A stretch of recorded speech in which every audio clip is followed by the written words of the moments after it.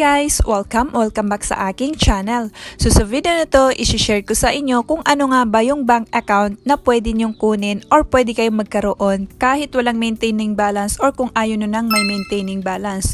So para saan nga ba yung maintaining balance? Explain ko lang muna para dun sa mga wala pang idea, okay? So for example, sa BDO or BDO yung kinuha mo na bank account, bago ka nila igawa ay kailangan magbigay ka muna ng at least 2,000 pesos as maintaining balance. So kapag okay na nga yung account mo sa BDO at meron ka na rin Mastercard, ay kapag maglagay ka ng pera dun, for example, naglagay ka ng 10,000, yun lang din yung pwede mong i-withdraw. So yung 2,000 na nilagay mo ay hindi mo pwedeng galawin yun kasi nga yun yung maintaining balance, okay?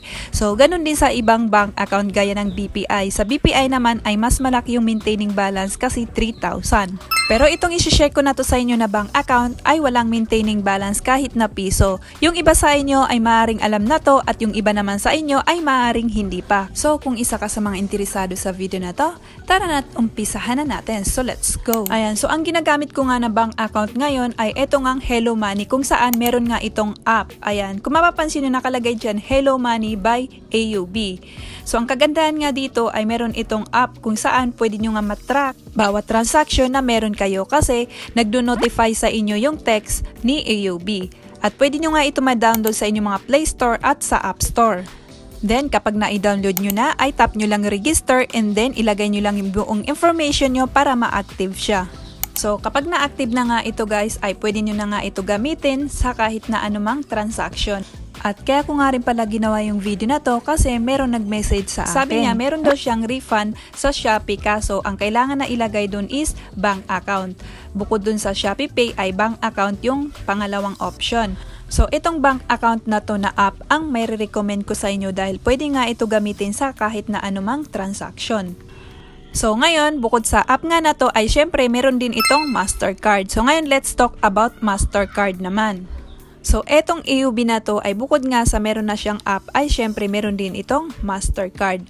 Ngayon kung ayaw mo naman ng Mastercard, optional lang naman ito kasi gumagana na yung app na yon sa kahit na anong transaction. Kaya nga lang kailangan mo siyang i-transfer sa ibang bank account kung meron kang i-withdraw o di kaya naman ay sa GCash.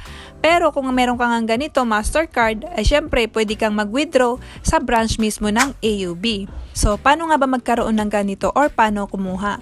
Well, pumunta lang kayo sa branch mismo ng AUB and then sabihin nyo na kukuha kayo ng Mastercard. And then hihingan lang kayo ng 150 pesos bilang bayad ng Mastercard na yon.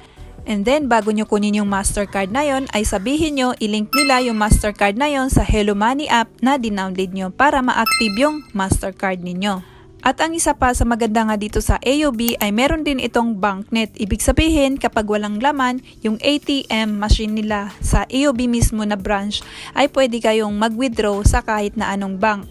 Gaya ng BPI, BDO at iba pa.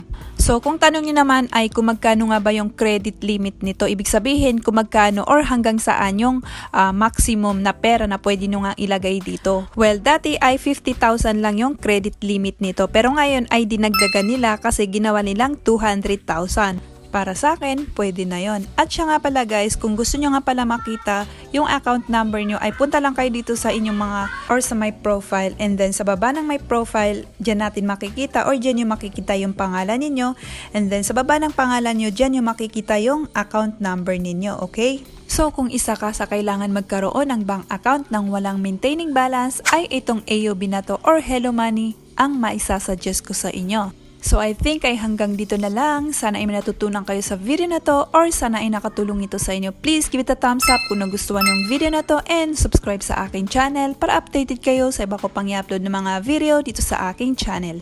Thanks so much for watching!